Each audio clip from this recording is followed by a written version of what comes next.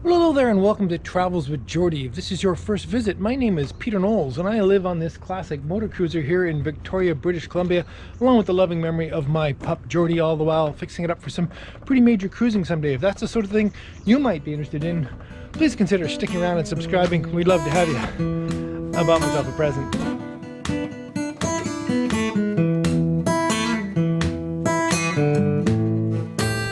Okay, let me explain.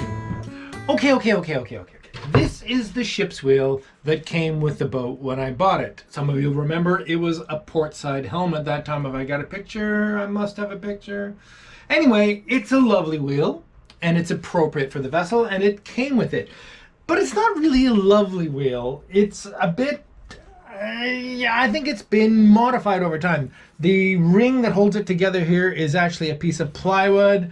It's actually kind of a sketchy wheel. So I've always really loved the wheel from the upstairs helm, and here it is, because it's bronze. It has a bronze ring on it here. It's just seriously substantial wheel. It weighs about twice as much as that one.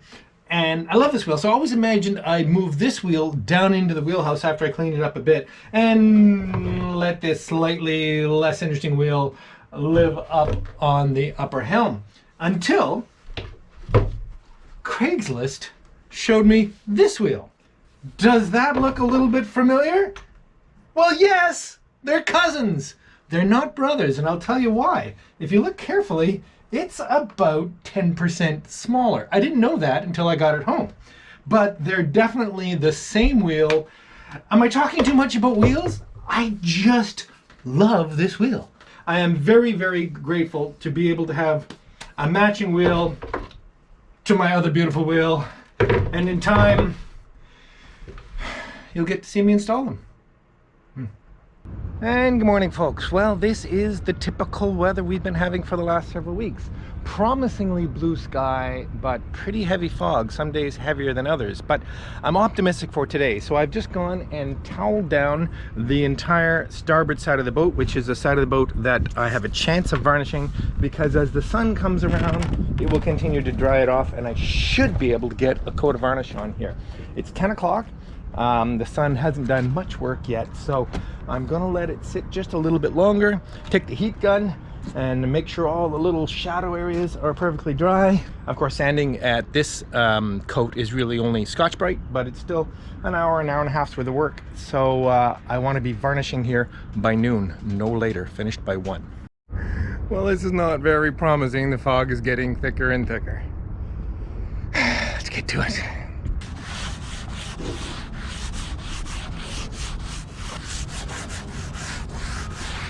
It's lovely when the Scotch-Brite pads are new and sharp. So I've actually changed gears a little bit on this particular sanding because I have a little time. I'm actually going to sand with 220 to knock off some of the highs, because as I was working along, the varnish was getting lumpy enough that the Scotch-Brite wasn't getting down into the valleys, and that doesn't make much sense. So maybe you can really only Scotch-Brite every second coat.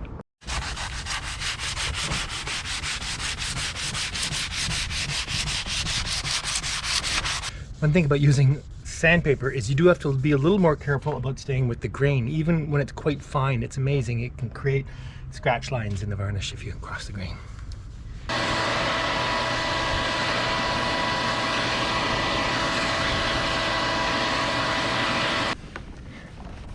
And by this point, the towel that I wiped the moisture off, the dew off this morning, is a perfect tack rag. Oh yes, hope that doesn't bite me.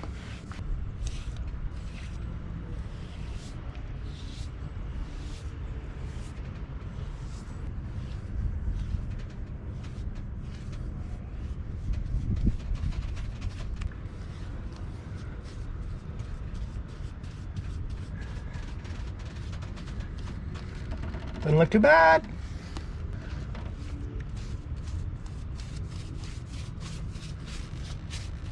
Dang, now that it's getting hot. Okay, but it's a good thing. I mean, just a quarter of a mile that way, we have pretty intense fog, but here we have full-on sun, which is great. This is now more varnish probably than I've ever had on the boat, and I just love the way it's starting to look. You get a nice deep, oh, shine on there. I just love that. Anyway, so if I can get another couple on this season, that would be fantastic. So I've just sanded the cockpit and the transom and the combing, and I should be able to get a coat on there in the next 10 minutes or so, because of course I just mop it on. And this will have been a good day. All right, fantastic. Another coat on the transom and all the cockpit stuff. Really, really pleased. But there's some more warmth to this day, so I'm gonna carry on with a bit of a project that Lady Zephyrus actually got started on her boat, MV Zephyrus. Of course, this boat originally was bright on the sides, a natural mahogany just like mine, but over the years it's had enough repairs that it really couldn't be kept bright, so it was painted, and I think actually it looks pretty darn awesome in paint. However, there was some water damage in the back corner here on the port side, and we thought we were going to be able to get to it in a significant way, but we're just running out of season, so I'm going to do kind of a quickie, just a little cleanup in here, at least advancing it and protecting it, but not really a full repair possibly this year. Anyway, we're going to dig into it and see how it goes.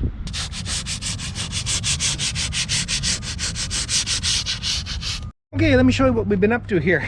As soon as I got sanding, I think I might have told you that Lady Zephyrus is working pretty hard these days. In fact, she's working about 60 or 70 hours a week. It's ridiculous. But as soon as she heard me sanding out here, she ran out and wanted to help, which was nice. So we did a little work here together. So here's what we have. It's basically sanded relatively smooth and feathered into the existing paint. So we have a few real problems where there's some rot obviously down in here and some really bad stuff at the back. So what I'm doing, I think the technique is going to be to clean these up as much as possible of any loose dead material, so to speak, and then I'm going to coat all the really nasty holes with CPES, clear penetrating epoxy sealant, which will sort of stabilize the wood a bit, and then tomorrow or whenever I have another chance, we'll get some filler in there and fair that smooth and repaint it.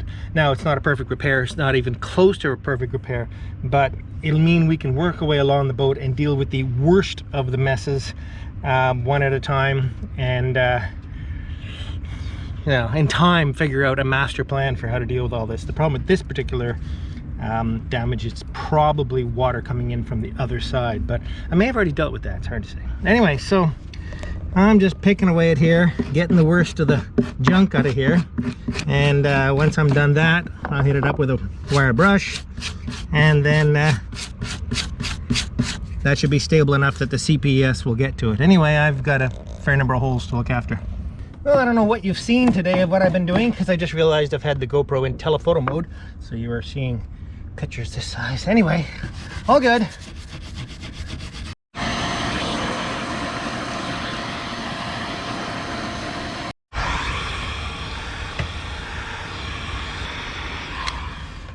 Before I dare put any clear penetrating epoxy sealant in here, I want it dry, so that it will be drawn in as far as possible and soak into as much of the wood as possible.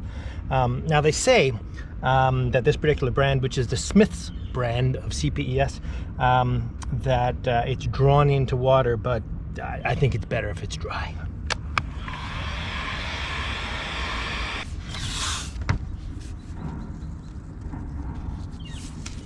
So as I mentioned, I'm using Smith's brand of CPES.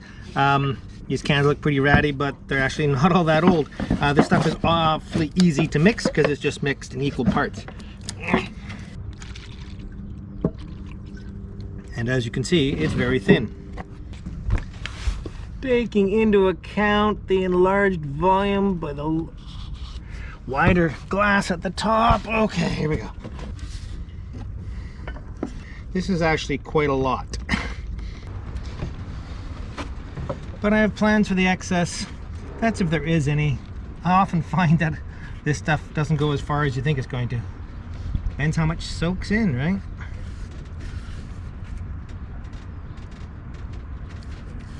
Some of you remember the sketchy caulking job I did on the old stanchion bases here with that temporary caulking. So I'm just gonna peel this back out again and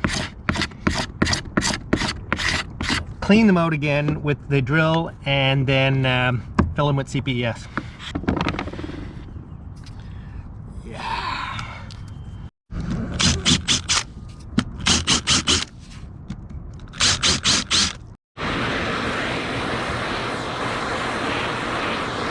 So by drilling a much larger counterbore, I got rid of most of the punky wood, and it allows me to get a lot more hot air down in there to dry it out. Happily, this stuff has an incredibly long pot life, so haha, let's make use of a syringe here, shall we? This is almost fun. Almost fun. Almost fun. Now, those are full, but I expect they will soak down fairly well. Let's carry on. There we go, in just a few moments, they've soaked all the way in again. It's sort of a good and a bad sign. I'd hate to think these are just trickling down the inside of the hull, but below this fiberglass is plywood, and below that is a 2-inch thick heavy member, basically the clamp or the shear clamp or the shelf, some people would call it, but it's on a Monk, it's done completely differently.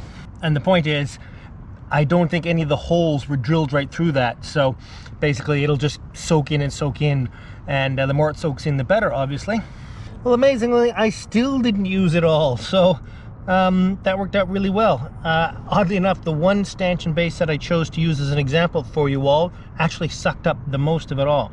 Another day, another unknown with the weather. Okay, so the CPES has dried. We have some huge voids to deal with now. So what I'm going to put in there is epoxy plus lightweight filler. For those very few of you who may not be familiar with the West System 105, 205, 206 system, it's super convenient.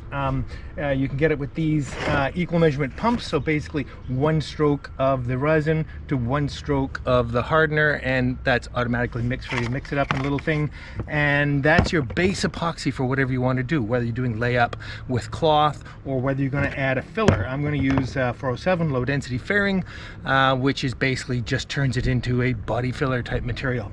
Super convenient, super easy. I'm using 206, which is the slow version of the hardener, largely because I bought this during the summer. It's a little cool for it now, but it will eventually kick because it's still plenty warm. It'll just be slow. Okay,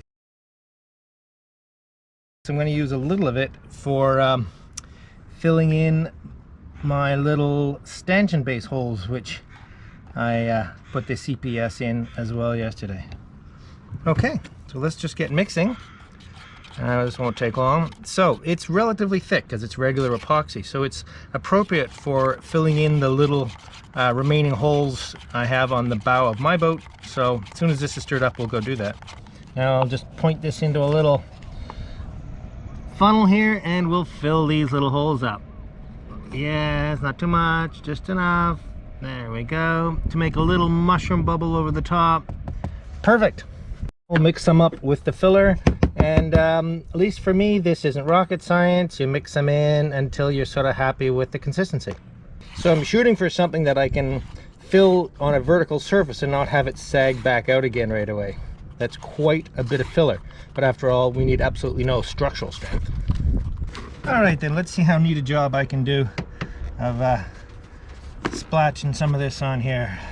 I think what I'll do is I'll just lay it on first with this. Of course, I'm going to be entrapping bubbles, but I'll see if I can work the worst of them out. Not too concerned if I get it perfect the first time.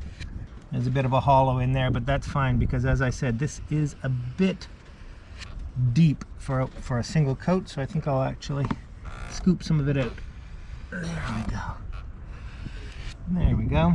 All right, carry on with some of these lesser fills. Okay, before my hands get too sticky, you can pretty much tell what I'm doing. It's kind of plasterwork. With most of this filled in with the first coat, time to move on to what is actually a little more urgent, because the wind is coming up, and even though I do have carbon fiber zip ties holding my Bimini on, maybe that could be improved upon. And with the wind just coming up, I actually tossed a couple of clamps on up here because this is really punky, so the screws in there are not so good. So some through bolts are required. So let's get on with that before this blows away. So okay, I have these stainless U-bolts that were used to hold part of the old Bimini on, so easy to reuse. So I'll just drill some holes through the wood here, and that will make quite a substantial mount for that. Up front, we got to find some big bolts.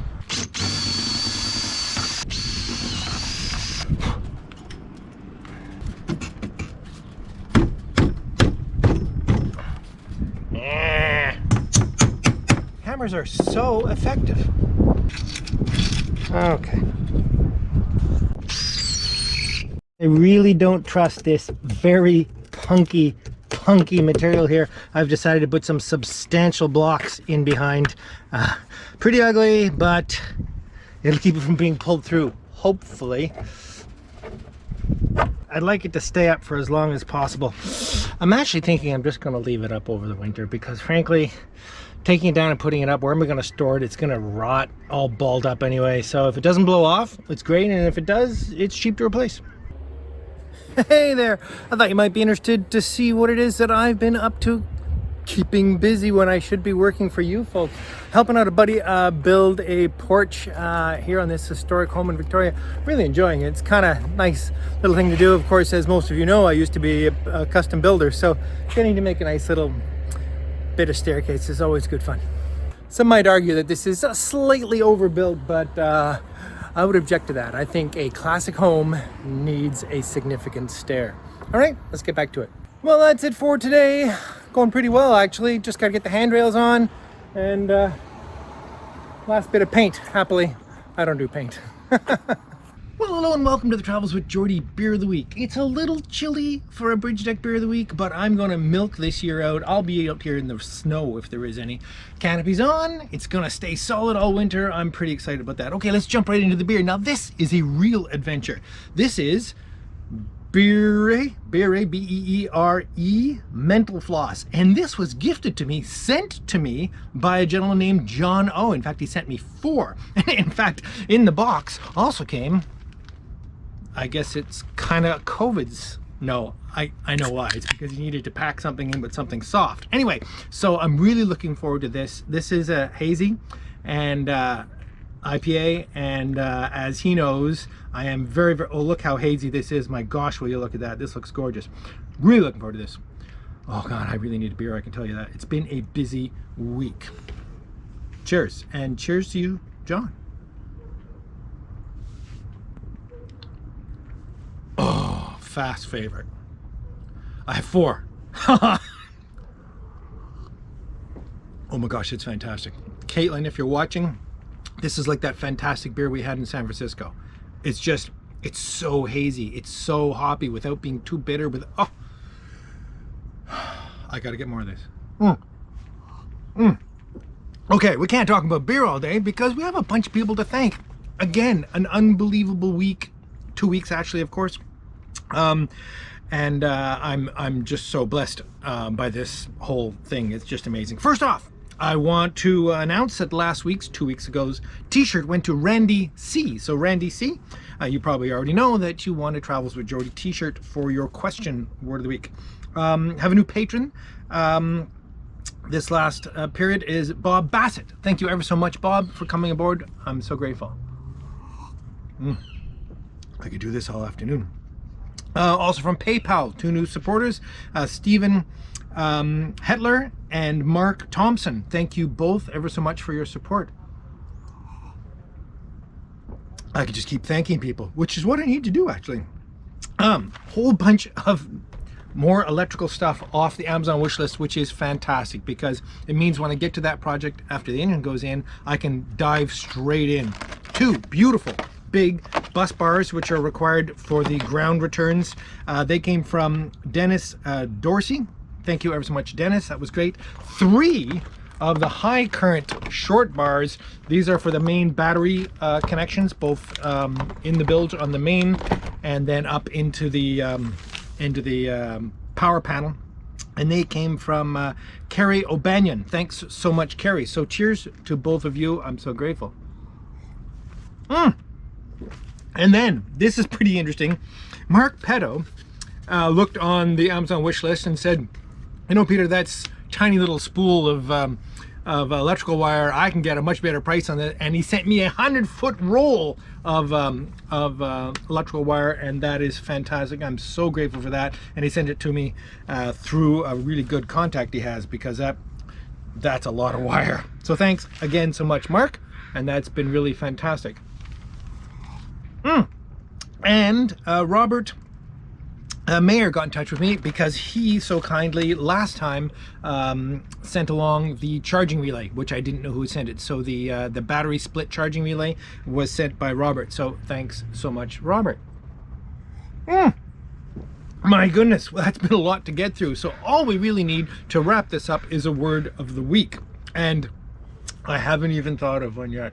You know, you'd think when I write up my little cheat sheet for what I'm going to do here, I would put the word of the week on before I actually start talking, because then I wouldn't have this crazy pause.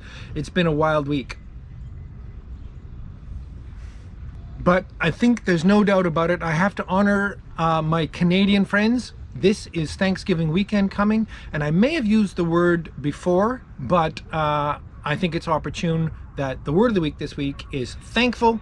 I know for you Americans, it's at a different time. Anyway, so this week's word of the week is thankful. If you'd like to win a Travels with Geordie t-shirt, use the word thankful in a comment down below. And over the next week or so, I'll pick at random from those comments. And if I pick you win a Travels with Geordie t-shirt.